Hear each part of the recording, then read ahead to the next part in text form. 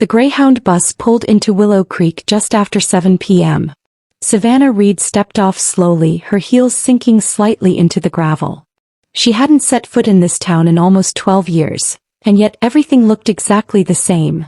The blinking neon sign over Molly's diner, the rusted welcome board half hanging by the gas station, and the thick, pine-scented air that clung to her skin like memory. She tucked her suitcase behind her and pulled her coat tighter. The last time she stood here she'd been 20. Heartbroken. Determined. Leaving behind the boy who had once promised her forever. Now she was back, but not for him. This time she was here for her mother. The old house on Maplewood Avenue looked tired. The porch swing was still there, though its chains creaked with every wind gust. A soft lamp glowed in the window. Savannah hesitated before knocking. Her mother, Eleanor, opened the door in a robe and slippers, her hair thinner than she remembered, her skin pale but warm. "You came," Eleanor whispered, tears already welling. Savannah dropped her bag and fell into her arms. "I'm here, Mom," she said softly. "I'm staying for a while." She didn't say why. Didn't say the doctors had called. Didn't say the words late stage or spread too far. That could wait till morning. For tonight, she was just a daughter coming home. The next day Savannah ran errands, groceries, prescriptions, supplies. She stopped by the town's only hardware store for a space heater. The bell above the door jingled, and her heart stopped. He was behind the counter. Noah Callahan. The boy with the crooked smile and the reckless heart. The boy she left behind when New York called her name. He looked up. Their eyes met. And for a second, just a second, time collapsed. He was still tall. Still lean. The messy dark hair. The sharp jaw. The faint scar on his eyebrow she used to kiss when they lay under the stars in his truck bed. He froze. She stepped forward. "Noah." His throat moved but no sound came. Finally he said, "Savannah." Her name sounded heavier now, older. Like it carried 12 years of unsent letters. She smiled nervously. "Didn't expect to see you here." "This is my place now," he said, nodding toward the shelves behind him. "Dad left it to me when he passed." "I'm sorry," she said sincerely. He nodded. "I heard about your mom." So word had traveled. Savannah glanced around the store. "Looks the same. Some things don't change." The silence between them was thick, alive with old memories. She stepped closer to the counter, set the heater down. "Just this." He rang it up without another word. But before she could swipe her card, he gently pushed the machine aside. "It's on me." "No," she said. "I can." "It's Willow Creek," he interrupted. "We take care of each other here. Even the ones who leave." The words stung more than she expected. He swallowed. "Thanks." He nodded and she turned to leave. But just as she reached the door, he spoke again. "You still wear it." She stopped, confused, then looked down. Her necklace, a thin chain with a tiny silver key charm. The one he gave her the night before she left. "If you ever want to come back," he'd said, "I'll be here. This is the key to everything we were." She hadn't taken it off. Not once. She didn't respond. Just stood frozen in the doorway. "I never changed the locks," he added quietly. She turned back, eyes glassy. But neither of them said anything more. She stepped out into the cold air, the door closing softly behind her. And Noah stood still, wondering if maybe, just maybe, the girl he once loved had come back as a woman who still remembered. Savannah didn't sleep well that night. She lay in her childhood bed, staring at the ceiling fan as it spun slow, hypnotic circles. The heater hummed softly in the corner. Her mother was resting peacefully down the hall. But her mind wouldn't quiet. Noah. That look in his eyes. The way her name sounded on his lips. Familiar, tired, raw. And the fact that he noticed the necklace after all these years. She reached for it instinctively, fingers brushing the tiny silver key. She had told herself she moved on. A Manhattan apartment, a rising career in photojournalism, invitations to art shows and launches. But no one ever asked her about her first love. No one dared to. Because deep down she'd never really let him go. The next morning she walked into Molly's diner. It smelled like cinnamon rolls and history. The bell over the door rang and heads turned, not in surprise but in small-town curiosity. Savannah Reed was back. And sitting alone at booth 3. She had barely ordered her coffee when a deep voice sounded behind her. "You still take it black?" She turned. Noah. He wore a gray thermal jeans, boots still wet from the snow. He looked rough around the edges but solid, like the kind of man who could fix things without ever talking about why they broke in the first place. She raised an eyebrow. "You following me?" "I was here first," he smirked. She motioned to the empty seat. "You gonna sit or just hover like a weird coffee ghost?" He slid in. No hesitation. It was like slipping into an old sweater. Familiar. Soft. But with threads frayed from time. They talked not about them. Not yet. About the town. The store. Her mom. His dad. How everything felt stuck in the past but in a way that strangely comforted. Then she asked the question that had been burning since yesterday. "Why didn't you leave?" He looked out the window for a beat.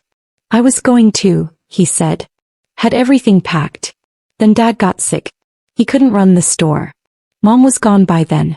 I couldn't just walk out. And after," he shrugged. "After turned into now." Savannah nodded, quiet. He looked at her then, something deeper flickering behind his eyes. "Why'd you really come back, Save?" She blinked. "Why, Mom?" "No," he said gently. "Why now? After all this time?" She hesitated, then answered truthfully.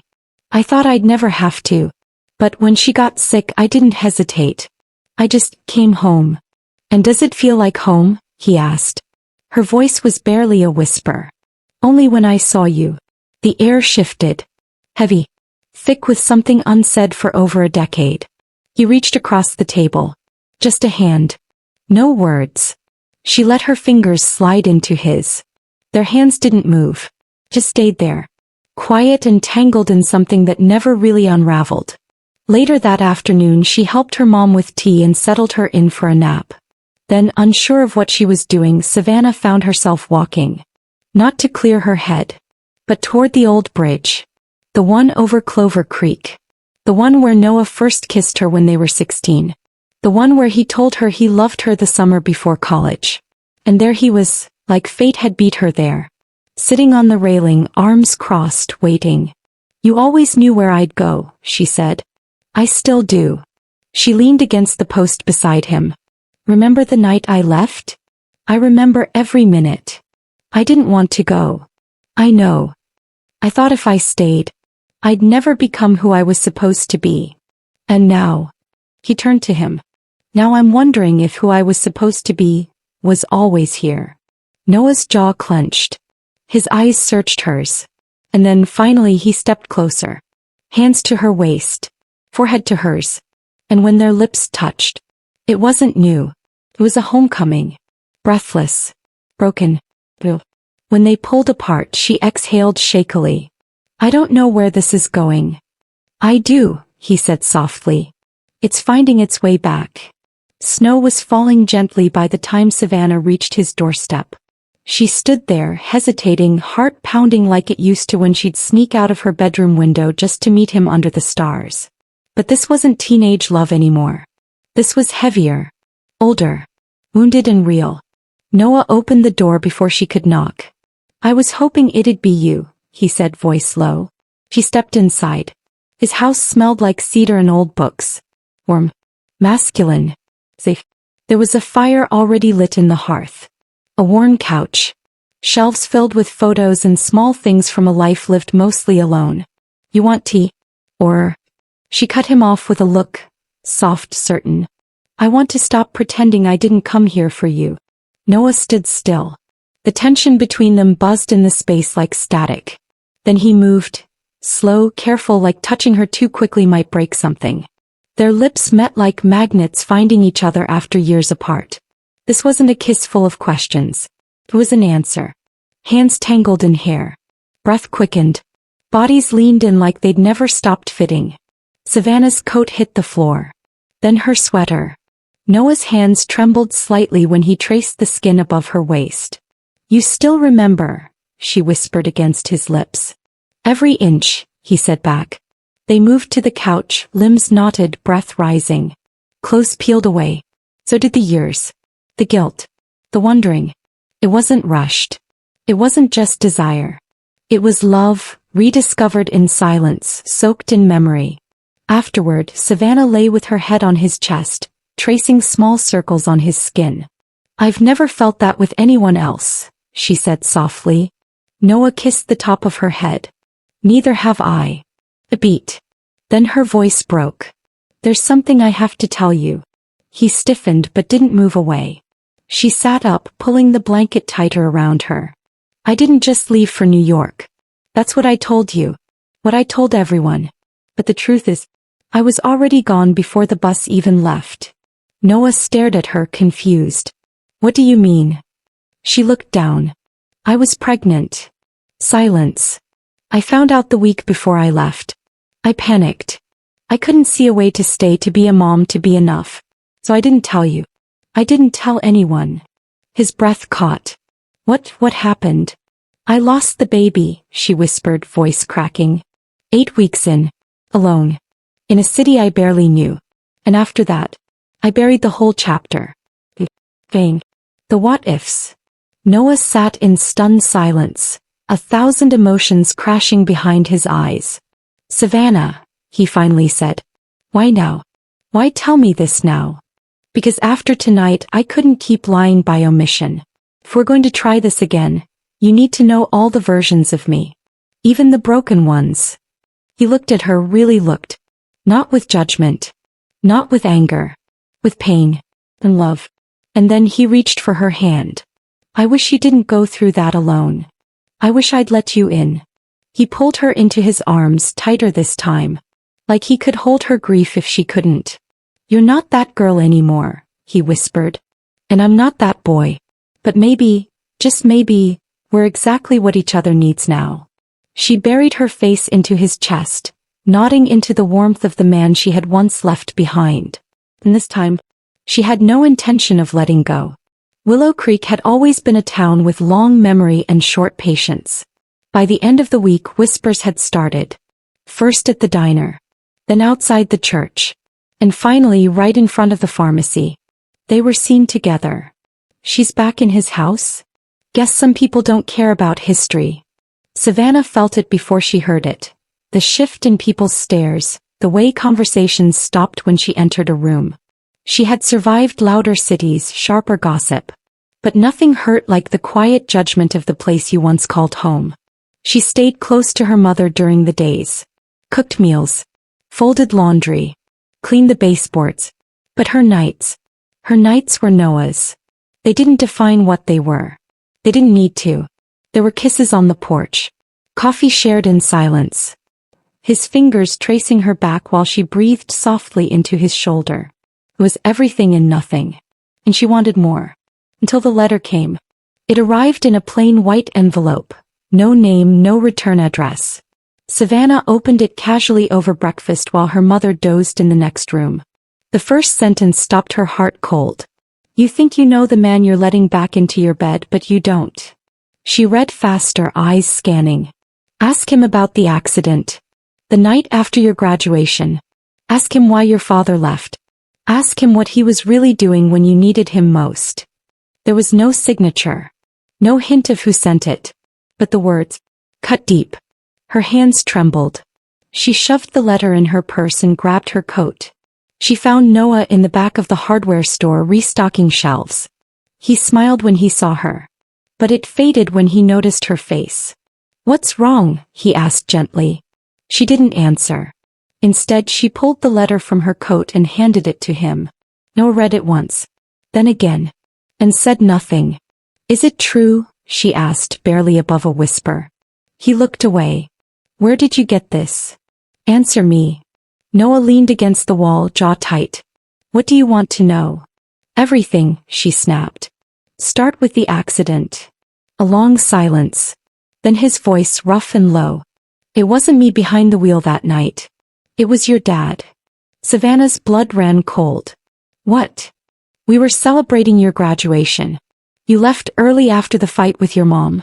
Your dad wanted to drive me home. He was drunk. I told him not to. But he insisted. Said he was fine. He paused. Eyes clouded. He hit a fence. No one was hurt but the cops came. I took the blame. Said I was driving. Said it was me. Your dad begged me. Said your family was already falling apart. That he couldn't take more scandal. Savannah stepped back. So the arrest, that was you protecting him? Noah nodded. I thought you just got reckless. I thought you stopped caring. He laughed bitterly. I cared too much. She swallowed hard. And my dad leaving? Noah looked her dead in the eye. That was on him. Savannah turned away, struggling to breathe. He never told me. He never told anyone. Why didn't you? Because you already hated me. And I figured you were better off believing it was me. At least then you didn't have to hate your own father. She stared at him, hands shaking. All these years, I carried that night like it was my fault. Like maybe if I stayed, you wouldn't have spiraled. He stepped closer gently. I never spiraled, Safe. I waited. Tears slipped down her cheek. She let him pull her into his arms. And in that embrace, truth replaced all the years of wondering. Later that night, Savannah sat beside her mother, spooning soup into her hands. I talked to Noah today, she said quietly. Eleanor looked at her, weak but lucid. I know what he did, Savannah added. Why he did it. Her mother's expression didn't change. Just a soft nod. I didn't know how to protect you then, Eleanor whispered. But maybe now, you get to choose what kind of love you want. Savannah took her hand. I already have. But across town someone else wasn't done. Inside an old garage behind the church, a figure stood reading the very same letter. Grinning. Because some people don't write letters for the truth. They write them to break what's finally healing. The snow was heavier the next morning, blanketing Willow Creek like a fresh start nobody asked for. Savannah stood on the porch, hot coffee in one hand, the letter in the other. She read it again and again, not for the words, she'd memorized them, but for any clue she'd missed. Someone had sent it. Someone who knew too much. And someone who wanted to hurt her. Or Noah. And then suddenly it clicked. The handwriting. She had seen it before. Recently. She rushed inside, dug through the pile of old mail stacked on the side table. Hospital bills, appointment reminders, a birthday card from a neighbor. And then there it was. A get-well letter for her mom. Signed by Linda Callahan. Noah's aunt. The same Linda who had never liked Savannah. Who believed Savannah distracted Noah from taking over the store sooner. Who once told Eleanor, some girls just come around to ruin a good boy's life. Savannah's hands trembled. But not from fear. From fury. 10 minutes later she stood on Linda Callahan's porch, knocking with more force than she thought possible. The door opened slowly. Linda's face dropped the moment she saw her. I know it was you, Savannah said coldly. Linda blinked. Excuse me. You sent the letter. You dug up things Noah buried to keep me away. Why? Linda scoffed. You think you're good for him? You think after what you did, after you left him shattered and disappeared, that you just get to walk back into his life and play house? I didn't come back to play anything, Savannah snapped. I came back for my mother. And I stayed because I fell in love again. You don't get to decide if I'm good for him. He lost everything when you left. And I lost him too.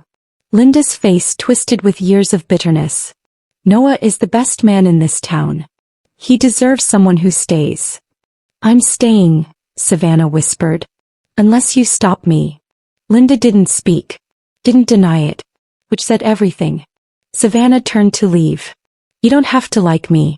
But you won't break us. That evening, Noah stood at the edge of Clover Creek, skipping stones like he had as a boy. The water was frozen at the banks. The sky was bruised purple. He didn't hear her footsteps in the snow.